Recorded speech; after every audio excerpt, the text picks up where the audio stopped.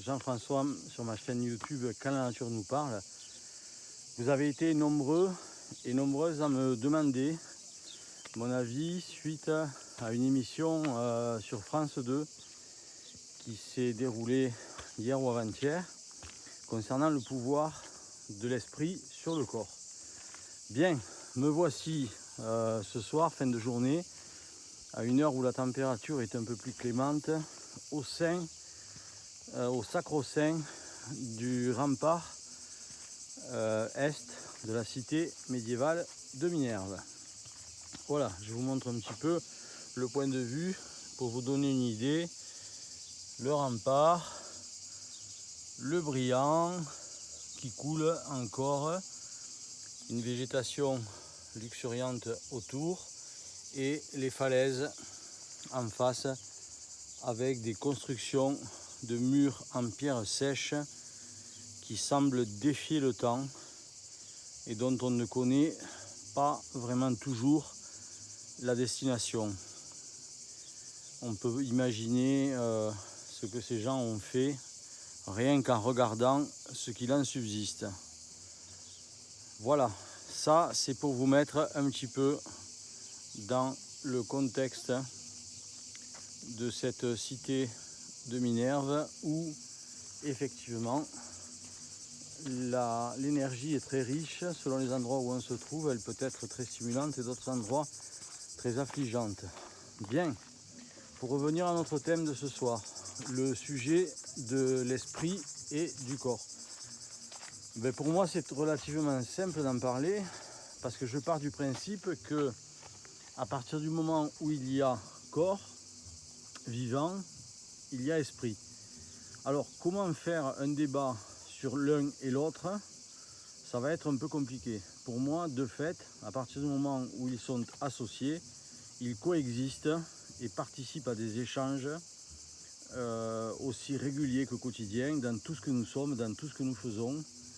Si je pense à quelque chose, mon corps va réagir, et si je fais quelque chose avec mon corps, mon esprit va réagir pour capter l'information du physique vers l'esprit, et comme je vous l'ai dit, de l'esprit vers le physique.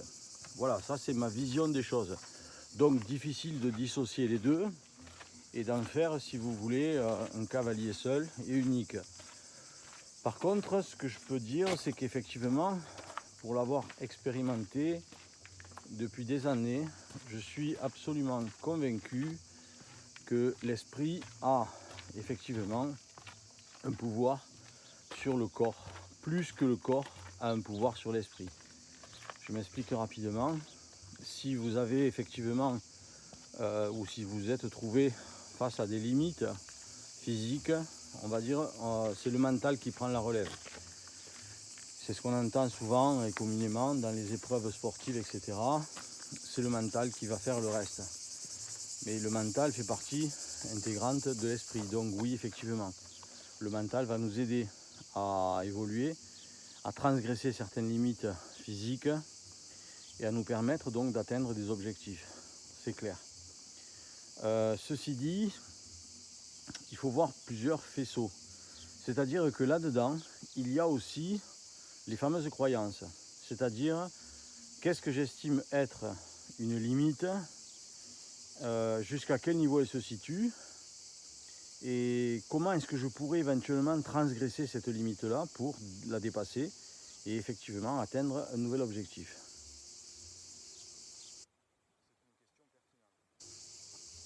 Pour moi, en fait, c'est ce que j'ai appelé le cercle de transmutation, c'est-à-dire que je dois faire des échanges équivalents avec d'autres échanges qui sont eux-mêmes équivalents. C'est-à-dire si j'ai l'habitude de marcher 1 kilomètre, je sais que je vais fonctionner pendant 1 kilomètre et que je vais ressentir un certain nombre de choses et que en fonction du contexte, je vais prendre effectivement une durée X pour le faire. L'idée c'est que le jour d'après, je vais faire 1 km 100, puis le jour d'après 1 km 200, etc., etc., jusqu'à ce que j'arrive à dépasser ces fameuses limites qui me paraissaient à un moment donné être, je dirais, insurmontables. Bon, bien sûr, cet exemple met en évidence que ce n'est pas 1 kilomètre qui est insurmontable, mais parfois dans la vie, on traverse des situations, des circonstances qui peuvent nous laisser croire qu'on ne peut pas arriver à dépasser ceci ou cela. Si vous êtes effectivement aujourd'hui dans votre vie, dans votre corps, affligé par un certain nombre de contraintes, et je sais, puisque dans mes précédentes vidéos j'en ai parlé, que le moment est venu pour nous de nous adapter aux grands changements. De manière assez incroyable, le passé refait surface. Quand je parle du passé, c'est en fait la vibration du passé. Ce ne sont pas forcément toujours des événements, mais la plupart du temps, ce sont effectivement des événements associés à notre passé qui reviennent en force aujourd'hui et qui nous demandent de les traiter dans notre quotidien, dans notre présent, par définition. Et dans ce présent, il faut qu'on arrive effectivement à pouvoir transgresser tout ça et comprendre pourquoi est-ce que ce passé revient de façon assez incontrôlable. Alors, il y a certainement plusieurs raisons à cela. Nous sommes dans une phase de transition, c'est-à-dire qu'on passe d'un état à un autre et qu'effectivement, on va devoir s'adapter à des circonstances et à des situations qu'on n'a pas forcément envie. On risque de rentrer dans la relation du dominant-dominé ou du gouverneur incontrôlable. Pour certaines personnes, ça va se traduire de fait au niveau de l'esprit par cette soif insatiable d'être dans la vérité. Ils auront besoin toujours, si vous voulez, d'être au centre d'intérêt d'un certain nombre de démarches et ils finiront par croire et par penser qu'en fait ils sont dans la vérité et ils peuvent faire partie de votre quotidien, que ce soit votre entourage, votre famille ou d'autres personnes. Ils seront alors convaincus du bien fondé de leur démarche. Ça fait partie intégrante, si vous voulez, d'un système de participation à des échanges subtils que l'on peut avoir dans notre premier degré, dans notre premier cercle de vie, où tout à chacun va essayer de prouver qu'effectivement, il est dans la vérité et que cette vérité lui appartient. Donc on retrouve là un phénomène très individuel, effectivement, et qui ne suppose aucune forme de tolérance, voire même peut-être très rigide. On voit bien qu'à ce moment-là, l'esprit a pris la domination sur le corps et que le corps n'est plus qu'un instrument complètement factuel qui va suivre l'esprit. Et souvent, ces personnes-là vont se retrouver elles aussi, si vous le constatez, c'est assez curieux, mais les personnes qu'on dit être déterminées ou rigides sont souvent des personnes qui, dans leur corps, sont assez affaiblies. Elles n'ont pas forcément des ressources, elles sont assez amaigries, etc., etc. Et pour autant, elles font preuve d'une résistance absolument incroyable. Et on est là à se poser des questions en se disant mais c'est quoi en fait ce profil quoi ça, comment ces personnes sont là pour nous diriger d'une certaine façon ou nous donner un mode de cheminement. C'est aussi déjà, si vous voulez, le pouvoir de l'esprit sur le corps, c'est-à-dire que la personne qui est dans l'esprit va faire un peu abstraction de son corps. C'est ce que l'on retrouvera aussi dans le contrôle effectivement de certaines pratiques énergétiques, soit en méditation ou autre, où on va faire abstraction du corps et l'esprit va devenir, si vous voulez, le véhicule prédominant. Voilà. Bon, ça c'est un état de fait qui est au centre aujourd'hui des différentes façons de s'exprimer, de partager, etc.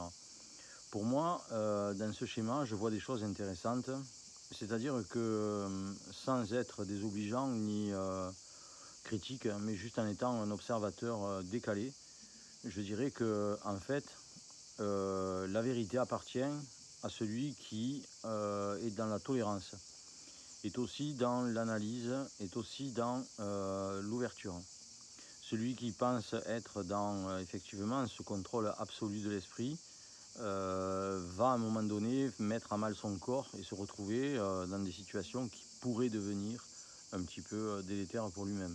Voilà, mais ça, seul le temps sera juge et partie de cette fonction, entre guillemets. Donc on voit bien en arrière-plan que l'esprit a un pouvoir absolument extraordinaire. Et là, je vais faire une petite ébauche sur l'émission qui s'est passée sur France 2, où on a vu effectivement que le corps médical s'intéressait maintenant de façon assez pragmatique au pouvoir de l'esprit sur effectivement le rôle d'auto-guérison.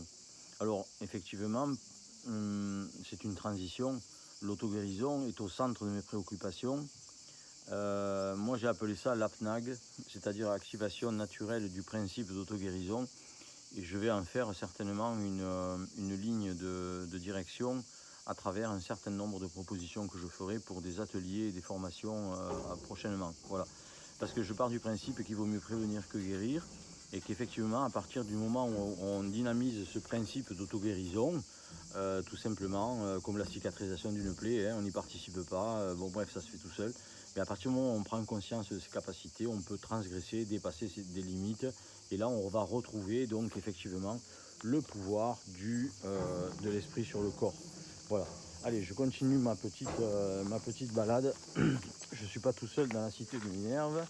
Il y a effectivement des gens qui, même à cette heure-ci, se baladent encore. C'est assez intéressant, mais en même temps, c'est normal. C'est l'heure où on peut profiter un petit peu d'une pseudo-fraîcheur. Et quand je dis pseudo, il a fait 40 degrés dans la journée. Et là, je ne sais pas combien il fait, mais certainement, on doit être encore à 34 ou 35 degrés, j'imagine. Voilà. Donc, à travers cet échange, je vous invite à réfléchir sur effectivement l'utilisation positive de l'esprit sur le corps, en ayant fait un petit énoncé sur effectivement les comportements humains qui pourraient être considérés comme étant absolument déterminés, je dirais, où aucune autre considération ne rentre en ligne de compte, et où chacun va finir par devenir maître de lui-même. Alors c'est très intéressant si ça ne devient pas abusif et si ça n'engage que soi. Ça c'est très intéressant parce que on est seul face à nos maux, face à notre problématique, et bien qu'entouré, les autres ne peuvent pas ressentir en fait ce que l'on a en nous.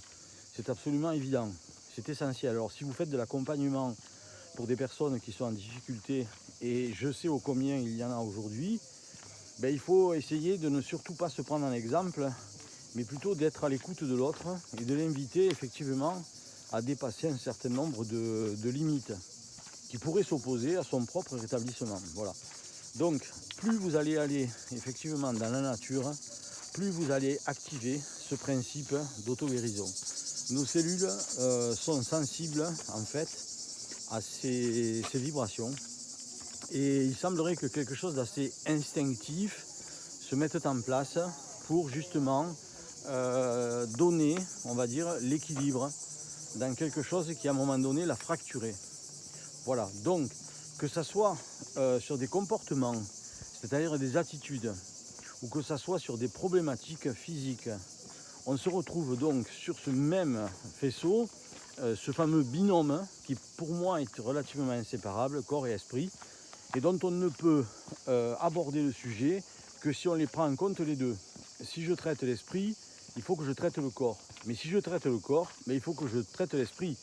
Si vous prenez un médicament ou une solution à base de plantes ou je ne sais trop quoi, et qu'on ne vous dit pas ce que c'est, et que vous ne connaissez pas les effets, peut-être ça n'aura pas d'effet sur vous, tout simplement. Donc on voit bien dans cette explication très sommaire, cette position qu'a l'esprit sur la domination du corps. Voilà. Après, il ne faut pas effectivement être dans, je dirais, l'excès à travers la puissance de l'esprit, parce qu'à un moment donné, on risque de s'égarer et de ne plus se reconnaître. Et quelque part, si vous voulez, le corps s'effaçant, l'esprit ne sera que plus dominant.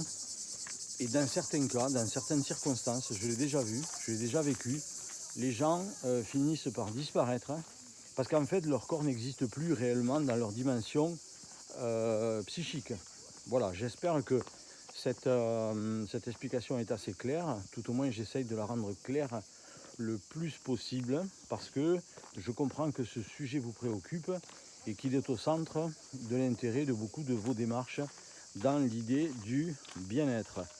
Voilà, une petite vision du confluent Briand-Cesse, deux rivières qui donc jouxtent la cité médiévale de Minerve. pour terminer cette vidéo. Et vous remercier bien sûr parce que vous êtes plus de 1000 personnes à me suivre aujourd'hui. C'est pour moi quelque chose de très gratifiant et je vais continuer donc par définition à vous amener un petit peu sur ces parcours, sur ces différentes réflexions et continuer à me faire des commentaires comme vous l'avez fait pour que je puisse alimenter, je vais dire, au mieux que possible en fait ces sujets-là, voilà, parce qu'ils sont aussi divers que variés. Voilà, sur ces mots, je vous laisse avec un petit visuel de cette cité médiévale de Minerve, donc dans l'Hérault, dans le sud de la France, qui est absolument un endroit où à un moment donné il faut venir, parce que ce lieu est un lieu historique bien sûr, chargé d'histoire. Je ne rentrerai pas dans le débat, mais venez faire l'expérience et vous comprendrez par vous-même. Je vous dis à très bientôt et merci beaucoup pour votre attention, votre compréhension et merci beaucoup pour votre générosité dans l'ensemble de vos partages.